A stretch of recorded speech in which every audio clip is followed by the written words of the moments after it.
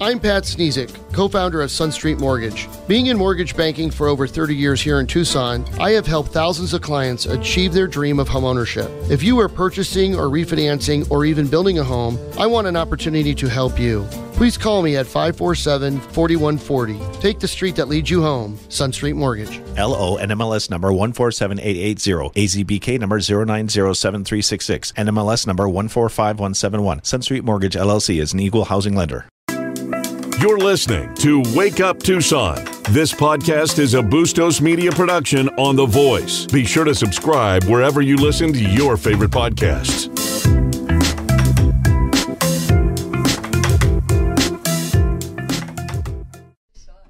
All right. 8:07.5. That's how precise we are here at Wake Up Tucson. We're like thank you. We're like that clock in Greenwich, England. That's what we do here. 8:07 and 39 seconds now. Hold your breath, Brett. Okay, we're good. We're up to date. Good morning, Ed Alexander. Good morning, Chris D. Simone. It's a gorgeous 34 degrees in Flagstaff this morning. I'm getting there, baby. Enjoy. Head for the hills. You know, you made me think of cool weather. So, we'll do warm weather, cool weather. Warm weather, of course, is always take care of our friends at Sister Jose Shelter. A couple of you went last week and dropped off a few more cases of water for the ladies.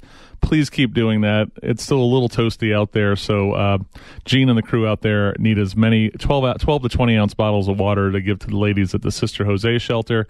And then, at the same time, speaking of cold weather, this is just to save the date for you guys. It's the Wake Up Tucson Christmas Party, Tuesday, December 10th. Save the date. I'm worse than QVC pushing the Christmas crap on you already. Okay. It's December 10th. First time ever. Adriana scored a heck of a spot for us this year. We are at the Tanque Verde Guest Ranch. Fun. So that is a winner chicken dinner, as we like to say. Remember, if you miss anything, KVOI.com, go to the podcast page, and then the coffee. There's still a little left over, the Italian espresso from Italian Appreciation Day yesterday from Brewed. Amazing. It's while Phil roasts the beans, he plays opera in the background. It's amazing. Only Verdi. It's amazing. That's good. So over the years of doing this show at Alexander, we have gotten to meet so many cool people. Yes, we have. You know, and a lot of those cool people come from our listenership. Right? It's just not the people we get to interview who are, quote, coming through, newsmakers or, and all the authors we've done and TV personalities. We've even interviewed Donald Trump on this show. Okay. It's pretty good. And one of those people that we met through being a listener is Kath Macaulay. Kath, good morning. Good morning. How are you doing? I am doing real well. How are you doing? Not too bad. You and Dale just came back from a trip to Europe. That's right. How was that? It was fun. It was interesting.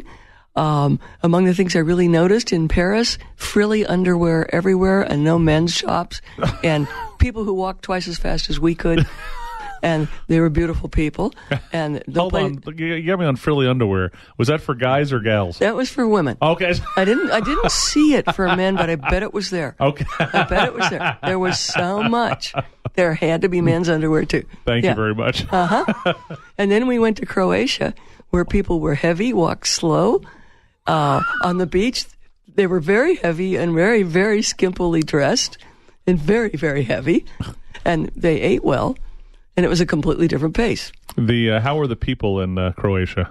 Oh, they were delightful. Awesome. Very, very friendly, and though they don't all speak English. Okay. We ate at a little tiny restaurant, which was very local, crowded with local people. Our waiter spoke some English. I asked him for the best thing on the menu. He brought me the best thing. It was a huge slab of very tough beef that had been barbecued and was mostly overcooked with almost nothing on it. And afterwards I said, "Do you have a dog?" He said, "No, but I got a girlfriend." Yikes. Yeah, it's pretty funny because, I only ate a tiny bit of it. I wanted something that was local. Right. Well, it was his favorite thing on the menu. You said, I can get an overdone piece of steak in the States. That's right. I didn't say anything. He was so proud of it. It covered a whole dinner plate. How do you say my eyes are bigger than my stomach in Croatian? I really don't know. So you are the inventor? Is that a word? Yeah, I'm the inventor. Yep. Creator of this thing called pocket sketching. Yes. And it's so interesting. I first saw you really in action. You came on one of our trips. I believe it was a Nogales Christmas shopping trip. Yes. And you brought your gear with you, and you pocket sketched on our trip to Mexico. That's right. Uh-huh. So explain to the folks, and we're going to get to your talking about filming a PBS series very, very soon about this. Explain what pocket sketching is. Everything is compact. Everything fits in a little bag. I teach people to do this in 25 minutes or less, fearlessly, in public, and move on. Wow. So what was, I guess, the question, where's Kath Macaulay originally from? Oregon. Western Oregon, where it rains all the time. That's why I live in Tucson. Well played. What was your first exposure to art, painting, this type of thing? Junior high, superb teacher. Excellent teacher. I was told by my mother that all the rotten kids got sent to Opal. Later, Opal retired. Opal Berry was her name. Oh, okay. She retired to Phoenix. I got to know her a lot better, and I asked her one day, did you get all the rotten kids? She said, oh, no, I had wonderful people. She kept our hands and our minds busy. So in her class, we were beautifully behaved. We were the hyperactives. Or the more expressive ones, I like to say. Well, we would have been on Ritalin nowadays, but in those days, they just told the parent, you've got a rotten kid. Wow. Yeah. I'm glad they didn't put you guys on Ritalin. No, it didn't exist then. When you're on the right path, right, you always find those people that make that difference, correct? Like Opal? Oh, yeah, if you're lucky. It's what floats by. If you're lucky and you grab, yes. She was superb. And then the next was private instructors. Okay. I went to Oregon State for college, and they had an indoctrination week, the week before school began for freshmen, and the art department had a big show. Okay. Self-expressionism was in. The work was terrible, terribly poor quality. We'd done better work in junior high. Wow. And so I majored in biology and wound up in research. I didn't get back to art for years. And what kind of research did you do? I did medical research. Okay. Yeah, actually I did dental research too. I did some of the earliest environmental research on bacteria. I did not know this. In a closed system at the dental school in Portland, Oregon. Wow. Yeah. Look at you. I mean, I'd been teaching high school, and I wound up working basically a block away from my house if I went through the woods. Right. I mean, it's just we were in an apartment right above the dental school. Same pay, absolutely quiet, no stress, delightful people to work with. And it was a great job. So what about the step back to art? When did that happen? That happened when my then husband went in the military to White Sands Missile Range in New Mexico. Right. I heard there was a very good artist in Las Cruces, a good teaching artist, so I found him. That was Carl Koger. Okay. He had been apprenticed to John F. Carlson at age 9. Wow. Had been teaching adults at age 11. He was totally skilled, a difficult person to get along with, but a fabulously good teacher. That was the first one. Then he introduced me to Bob Blair, possibly this country's best watercolorist, but definitely the worst businessman ever in art. There's a lot of artists who are bad in all genres that are bad at the business side. He was really outstandingly bad. But anyway, he would stay for free in people's houses until they couldn't take him anymore. And he would leave home. He had 3 kids, never let his wife know where he was, bum around the country painting until he decided to go home. Wow. Much worse than a cat. And he'd stay with different people, so it was free. The Freddie Freeloader of great artists. Yeah, but painted all day long, every day. Before you got into watercolors, I assume with him, were you doing watercolors before that, or what were you doing? Oils? What was your main medium? Carl Koger introduced me to oils. Okay. First time he took us outdoors, he took a class out to a barnyard. Brown horses, brown cows, brown boards, brown buildings, brown trash heap. Everything was brown. In 2.5 hours, I used burnt umber, burnt sienna, white, and black, and got absolutely nothing. And Carl showed up with 2 gorgeous oil paintings and 3 etchings.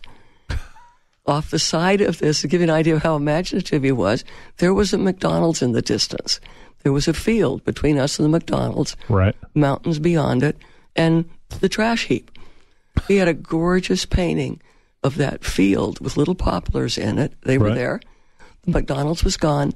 The mountains were there. It was a beautiful painting. And the lesson learned was? That I sure didn't have a grasp of anything. Well, hold on to that. We got to go to break. And now Kath is teaching a class here this weekend That's right. at her place, at her private studio.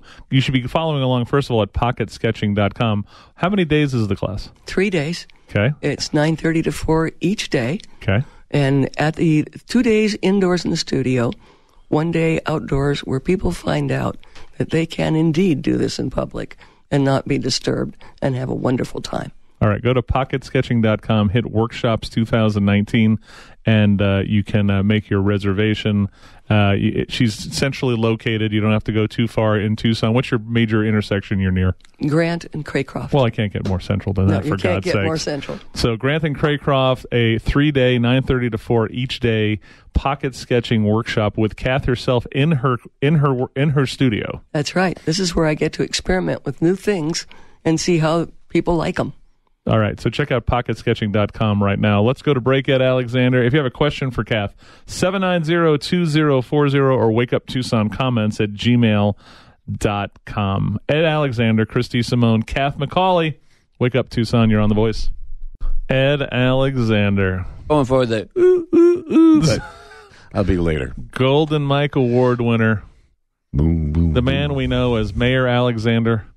Piazza Alexandro being built in his honor in can't Pliskin wait. Acres. It's going to be a heck of a groundbreaking. We have a party. It's going to when be the a party. fountain is done. Yep. Absolutely. Yep. We're hanging out with Kath Macaulay, pocketsketching.com, the follow along. She just, we're going to get to it very soon. She filmed a PBS series in September that is going to be on lots of, our goal is to get it on lots of PBS stations in the new year. Ed, yep. Yeah. She said that's right. That's right. It's been a plan for a real long time. We'll find out what happens. We're going to get into that very, very soon. She has workshops this weekend. She has a workshop this weekend that starts Friday, Saturday, Sunday. That's right. 9:30 to 4. That's right. And they also get a Kath Macaulay cook lunch on a couple of those days, right? Yes. Nice. And I have no idea what I'm making. But we'll figure that one out. I've watched what people bring for lunch, so I'm going to try to. Most of them bring salad of some form. Okay. So I plan to have a composed salad. Let's just see what happens. Thank you. Yeah. So you said, so when we last left off, we were talking about you were working with Mr. Koger in Las Cruces, and then you went on with the great artist who's a crappy businessman. That's Bob Blair. Bob Blair. Yeah. Yep, uh-huh. And we were just talking about doing some oil paintings work at the brown barn with the brown horses and the brown cows and the brown trash heap. And he came up with two paintings and three etchings. And 3 etchings in the same 2.5 hours. I asked you that question, what was the lesson learned? And you said, I didn't know anything. That's right. It was all ahead of me. How did that spur the next level of learning? And Actually, the next level of learning was Bob Blair with watercolor. Okay. Never got a lesson from him, but got to paint with him, watch what he did, and then go do it. And it was a mentor. And that's where I really got into watercolor. Then after that, we moved and many things happened. Exit one husband, enter another. Wound up getting to go back to Las Cruces when oil fell apart. I was married to an oil and gas guy at the time. Oh, okay. And when oil fell apart, I was in commercial real estate. He said, what would you like to do and where would you like to go in the continental United States if you will go out of real estate and not talk to anybody about it for 2 years to the calendar day? Wow. And I That's said, an interesting request. It was an interesting request. I said, I want to go back to Las Cruces and study with Carl Koger. He said, done. Wow. And we did. Okay. And so when I got back there, Carl was using Alkyd paint. Alkyd is a very fast-drying oil. Okay. And he had gone through all kinds of tests. He'd done an oil painting and an Alkyd painting that were identical, put them on the top of his flat, black-roofed building, left him up there for a year, got him down to see what the wear was.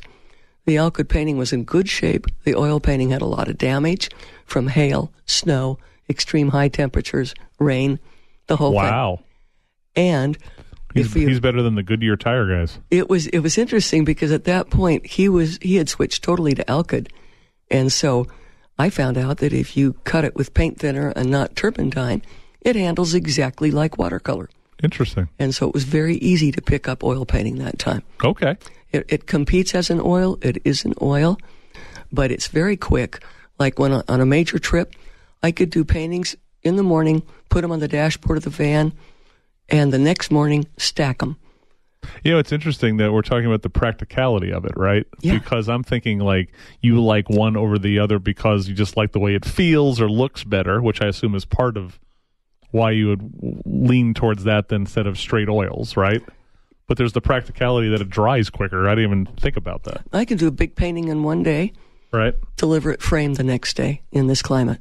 Wow. You cannot do that with oil. You can glaze every 20 minutes. With oil, it's usually a 2-week deal. Gotcha. Okay. And with oil, all the paints dry at different times, and there's chemistry. With alkyd, no chemistry, and everything dries at the same time. Do you do any alkyd right now? No, but I'm planning on it when I grow up. When I grow up, I have some plans. So let's talk about, we got about a couple minutes before we go to the bottom of the hour break. Talk about the walk towards, the journey towards pocket sketching. It all happened by accident. I was on a major oil painting trip and turned around to write a note to a friend, picked up a Pilot pen, which I had with me to write the note. I was used to using India ink, and I had a brush in my hand because of the India ink. Started to write the note, touched the line with the brush because it was a habit. It ran just like India ink. So I spent 3 days experimenting with it and discovered it is the perfect link for people to easily learn watercolor. Interesting. It's basically watercolor in a line. It also works exactly like Chinese brush painting. It's very easy to learn, and it's extremely facile. So at that point, I realized someday I'm going to have to teach this. I had no intention of ever teaching anything. But it's too good. It's too easy. It's too easy for people to learn, and too much fun.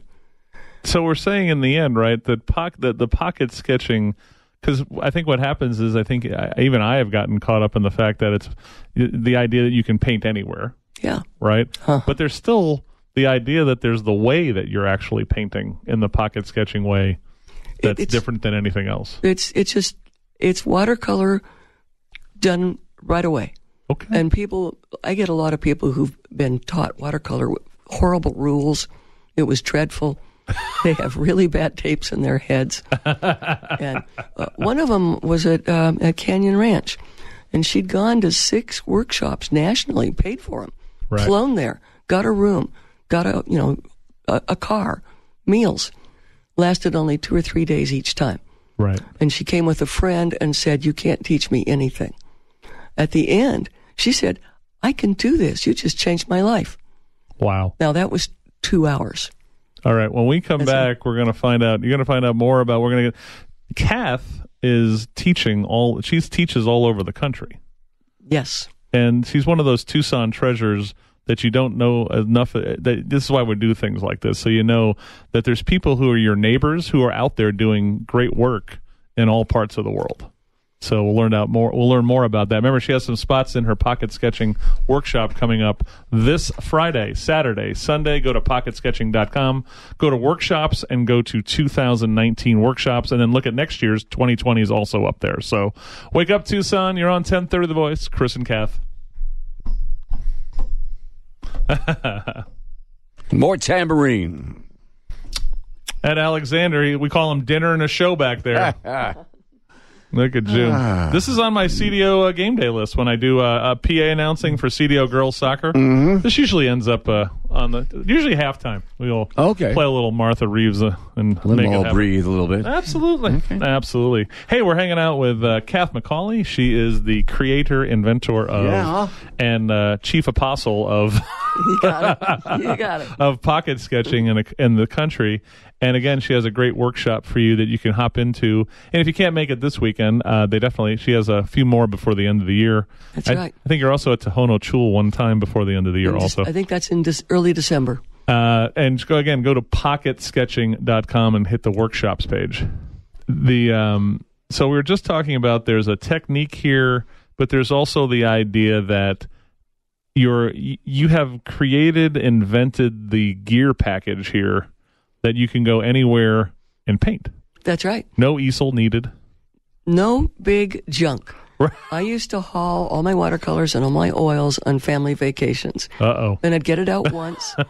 Everybody was first upset with the amount of time it took me to set it up, then the amount of time it took me to paint, and then the amount of time it took me to clean up. Sure. And you do the cleanup about once on a family vacation, and you're going to stick all that stuff away. Right. And you're not going to do anything.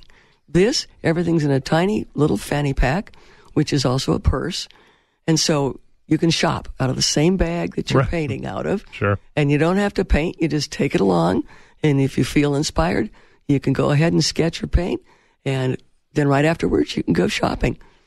One thing I did do in Europe, I had a red bag. I mean, I've got it right here. I had a red bag with me. I wish I'd taken one that was dull, like brown or dark green or maybe even black, because it really stands out. And it was okay for the TV series. Right. But as a tourist, I like to be obscure. Right. And you are obscure. Nobody even notices what you're doing. So where are some of the interesting places, because of this small package that you can paint anywhere, where are some of the interesting places that Kath has done artwork in?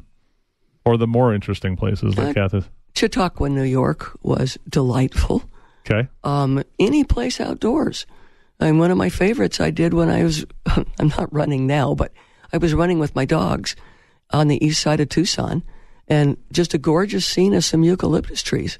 I stopped. They had to stay with me, sketch the trees, and I used it on my business card. And put everything away and just keep on running. I mean, it is that versatile. You pick it up and take it, and it's not in the way. It's there. And you can wear it running, hiking, biking. Somebody in my group goes kayaking with it. I'm a mess if I kayak. And so I'd have water all over everything. But she says she takes it kayaking and stops on the kayak and sketches. Wow. Yeah. That's wild. It can go to a party. It can go to any event. It can go to church. And it can go to a dull lecture. I was in Sun Valley. Very dear friend bought tickets to Mozart. I hate Mozart. Well, hold on. Why do you hate Mozart? I don't like Mozart, and I don't like most Bach. I love classical music. I just don't What turns you off about Mozart? The repetitiveness of it. Okay. To me, it's dull, repetitive. All right, then who's your top one or two composers you like listening to? Bartók. Okay. Stravinsky. All right, this makes sense. These are a little bit more active and not quite as the same all the time. Right. But anyway, I was in the third row, and, I couldn't turn Nancy down. She'd bought the ticket. She was really proud of it. And so I was sketching. I sketched the people in the orchestra. Wow. What I didn't know, they have a huge setup where they project what's on the stage out on the grounds. And everybody comes and brings their family, the dog, the kids, the picnic, lays out the picnic, and watches on giant screens with a great sound system out on the grounds. Well, I'm sketching away and know nothing until the following year, when somebody said, "Oh, yeah, I watched you sketching during the concert." You know those cameras that can pick up the flutist playing the flute? Well, the guy picked me up and followed the sketches. Nice. And I didn't know that. And so he kept coming back to watch the sketches progress. Fortunately, they were pretty good. Very good. It wasn't a bad night.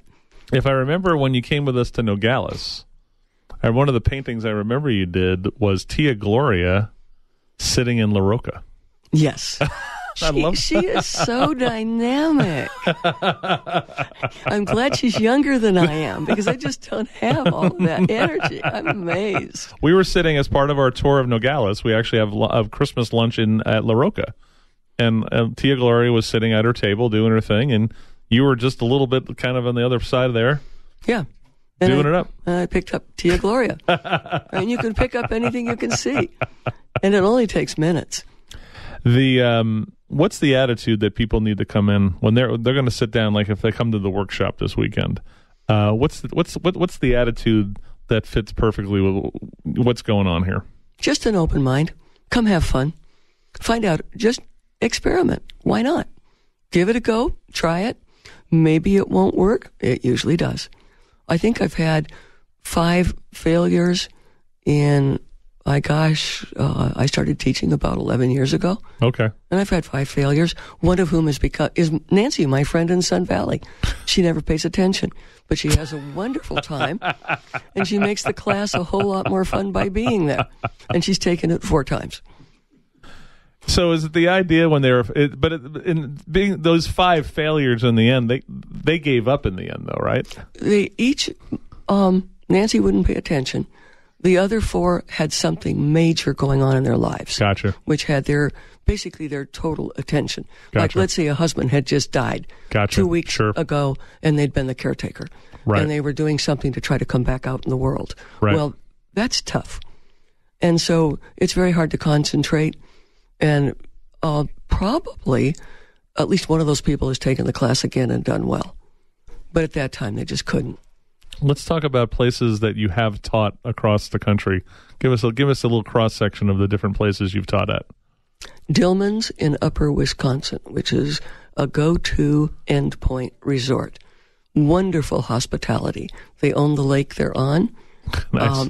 All of the cabins are totally furnished, and they're up and down the sides of the lake. Every cabin's on the lake. Okay. Wonderful place. White Bear Lake, Ann Arbor. Of course, Chautauqua. Haven't done anything else I can think of in New York. Oh, the International Center for Watercolor in Buffalo. Yep, Okay. did that one. Very nice. I didn't know that's where it's at, so I'm glad you told me. That's where it is. Washington, Coopville. Love Coopville. Darlington, Gig Harbor. Over on the coast, we did Long Beach this summer, which is a cute, I'd say, middle-class resort area. People of moderate means go there every single year. Okay. And it's just a lovely laid-back area. And if you're there when it's not raining, it's gorgeous. Yeah, absolutely. Of course, I teach here. I've taught in New Mexico, taught in Santa Fe. What's your favorite place to teach, other than your own studio? Probably right now, Coopville. Okay. Yeah, Coopville and Dillman's, both of them. Yeah, they're both really up there. And this coming summer, I'm planning on White Bear Lake, Dillman's, Charlevoix. Wow, look at you. Yeah. And then Ann Arbor. And then we're doing a cruise. This is my first cruise out of Boston to the Canadian Maritimes. Wow. And back. And later today, I expect to pick up a couple Boston area locations to do workshops. Then back to Grand Rapids, because if this thing with PBS works, we're going to have to do another one. Right. Yeah. So I'm actually putting it on the schedule. They haven't said anything. Of course, we don't know. It hasn't come out yet. Right. They sent. It's 13 episodes. I was honored to watch the preview one that you sent me, and it looks so good. That's number 12. Yeah, and it's amazing because you're in front of cameras, and this is a really big demonstration. If you blow it, is a really big blown demonstration, and so and there's no telling how it's going to come out. Well, one of them, I was talking about doing people. Well, the best way to show doing people is to do one. Right. And the only one I could see was the floor manager. Right. So I sketched the floor manager. How'd that come out? It actually came out quite well. She really wanted the sketch. Lily was delightful to work with. And she was the one person I could really see because everybody else was behind a camera. When we come back, we're going to get knee-deep on Kath filming her first PBS series. And you guys need to keep an eyeball out for it in the new year. So if you have a question or comment, 790-2040. I did get a message through Facebook. One quick question was the investment to get into pocket sketching, right? To buy the fanny pack and the basics. What's the basic buy-in kind of investment, you think? The basic is $45. You get a paint set, a water container, a pen, a pad of paper, a few extra little goodies. Right. And the fanny pack is $40. Okay. So if you're going to an oil painting workshop, that's the equivalent of about 3 tubes of paint. Correct. Yeah. So for about $100, you can get into doing some really great art. Yeah, and that paint set's going to last you at least a year. The only thing you run out of is the pen and the pad of paper, and they're a whopping $5.25. Absolutely. Yeah. All right, that's pocketsketching.com. Remember, you can jump into right now a workshop that starts on Friday. Go to pocketsketching.com and then hit the 2019 workshops. So, Kath Macaulay, Christy Simone, Ed Alexander. You're on Wake Up Tucson, 1030 KVOI, The Voice. The Incredible Bongo Band. Whenever you put that up, it always comes. I think it's going to be. I'm playing the Bonzo Band. Have you heard of those guys? Yes. And I'm always afraid what's going to happen. Then I realize it's actually bongo music. It's great. I played this at a game, and everyone's like, "What is this?" That's and it's from Baby Driver. Great soundtrack. So, Ed Alexander, Christopher D. Simone, you're on 1030 The Voice, local news and talk. Remember, if you missed anything, kvoi.com. Tomorrow we have a great show. We got Rob from Make-A-Wish Foundation, our good friends from the Rotary Car Show. They're usually gross. They usually like $100,000 they make on that thing, don't they? And a lot of money for give the it kids. to Reading Seed and different things like that. That's and then stuff. Third hour is a Chuck Huckleberry 5-alarm special. D. Simone and Allie Miller, 60 minutes, and we are going to cover the amount of. We've been talking about phantom employees and surplus amount of money that goes into the budget that doesn't get spent, and then what happens to it afterwards. In a slusho recent memo, he basically admitted that there's $45 million a year average that they've been collecting out of people's property taxes and other things that don't actually go anywhere until they figure it out on the back end, I guess. 45 mil. I love Ed when he says, pocket change for the chucker. Yeah. So we'll talk about politics tomorrow. Right now, this is like a spiritual sorbet talking about cleansing my palate with great art with Kath Macaulay from Pocket Sketching. So you, young lady, filmed a PBS series. Yes. How long you and Dale been working on a PBS series? When I first saw Pocket Sketching in 1986, I actually planned to do a PBS series like Bob Ross had done. Because even then, it was hard for people to find time to paint with oil paints in their kitchen in the Bob Ross method. Right. And I figured the time would come when I would be able to do it. And the time came when my late husband was terminally ill, and I called up Bonnie Henry and complimented her on an article that she had in the paper on Seal Peterson. It was a fabulous I remember that article, yes. Yeah, it was so cool. Wow. And I complimented, this was literally planned. And Bonnie said, well, what do you do? And I said, well, I teach pocket sketching. And she said, what's that? Right. And I said, well, I told her a little tiny bit. And she said, well, could I come see? And I said, sure. And she came, I think it was the next day. And we talked about it, and I showed it to her. And then she called the day after and said, I got space on Thursday. Can I run the article? Wow. Look at that. Which is what I really, really wanted. And she ran a full-page article, and she said, you might need to be home to get a few of the messages on your phone. It took an entire week to empty the voicemail on the phone. Wow. Bonnie was that effective. Interesting. Everybody got the newspaper to read Bonnie's articles. Yep. And I'm sure she was such a fun person to read. Oh, she was wonderful. I was just reading one of her books last night. Okay. Which is History of Tucson. They're fabulous. You can get them at the Historical Society, and you can get one of them through Amazon. I just bought one.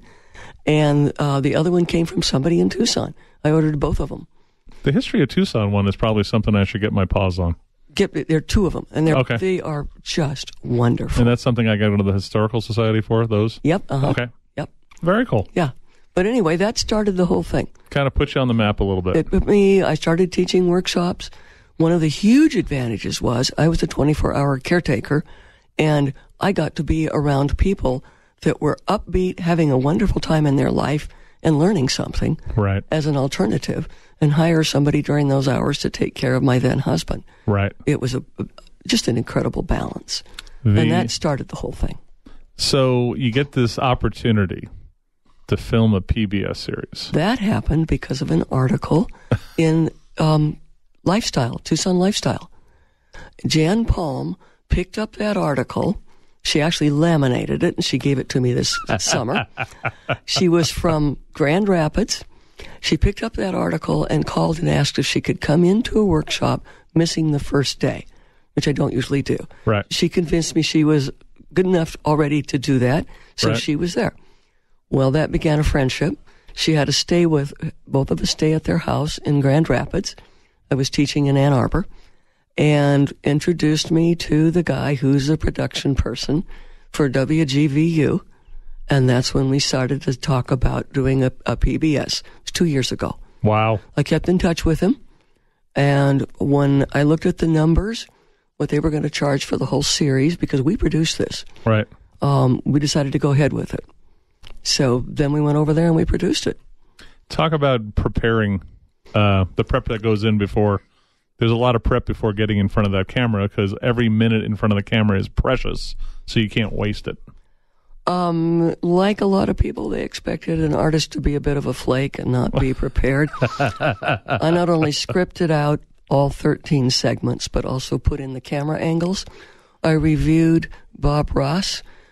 I wrote down everything he said in the first 2 shows and what the camera angles were. Wow. So that I could get the camera angles down to as simple as possible so that there'd be a flow from one to the next. And then wrote the script accordingly. And so I put in a ton of research. Sure. And when I got there, my part was done. And then they had set up a wonderful stage setting. Hey, you told me they were great to work with. They were fabulous to work with. Great guys, just very, very upbeat. Basically worked with 3 of the guys. There were other people always on the set. Right. And then with the stage manager. Okay. So it was, the whole thing was fun. They were ready for everything. I don't think we did one extra take because I coughed or something, and did an extra take on or I started badly, whatever it was. That was the only time. The rest of it flowed. For 30, basically 26 minutes. 26 minutes, Yeah. right? And I had to have it timed so that if I came in short, I had something to put in. And if I came in long, I could cut it. So the end of each one was flexible. So these are going to be out on local PBS after the new year. So they go through a process. They're content directors, and so it'll be out and about into the art and TV sphere coming up after the new year. And it's called Pocket Sketching with Kath Macaulay, correct? Yeah. And one of the things that's kind of funny, as you know, you got to see the number 12. Yeah. Well, Dale sent it to my brother. My brother is a psychiatrist. He's used to going to medical meetings. He thought it was terrible. Now, I have to go back to, I did the art for an auction for a PBS station in El Paso. Right. And it was 3 days on the air trying to sell art as a fundraiser. Right. The first night I did it the way I thought it should be done. It was formal. I was dressed nicely. I presented each artist and each piece of art, and they didn't get any phone calls at all. Right. Then I remembered Jim Click and his hokey selling of cars. Hi, everybody. Yeah, exactly. And so the next night I had an accent and I was hokey, and the phone rang. The third night I was dressed with my worst vest. I had a brush with paint in it, which I splattered all over, and it was just awful. And the phone rang off the wall. They sold everything. So with that in mind, this PBS series is fairly upbeat. Awesome. Well, check out pocketsketching.com. There'll be lots of updates coming up on when they're going to come to local PBS, and you can catch out this show. And also, she has workshops all through now, the rest of this year and next year. But if you want to hop in on the one now, it starts Friday. Go to pocketsketching.com, go to workshop. You can do this all online at pocketsketching.com. One last question. Favorite 2 locally owned restaurants? This is your really a first official time doing this with me. I always love Le Rendezvous. Yep. And then the other one, we just went to Inca, and it was great. It's up at Kolb and Skyline. Inca Peruvian. Yeah, loved the variety. Service was excellent. Yeah, they're fun people up there. Yeah, it's really good food. Great choices. Thank you. All right, we'll see you on the TV in the new year. Yay. Congratulations on the PBS series. Thank you very much, Chris. Kath Macaulay, pocketsketching.com. I want to thank our good friends at Central Arizona Block. They are great sponsors and supporters of what we do here at Wake Up Tucson. Remember, 3 locations, Wetmore, Valencia, right near the PBS Space Museum, in Sierra Vista. If you have a dream to make your patio front yard look better, they got the block, brick, or paver to make it happen. So everyone have an amazing day. Zach Yencher's coming up next, followed by Doug, Jen, and Victoria. Billy Buckmaster, Wake Up Tucson, 10:30, The Voice.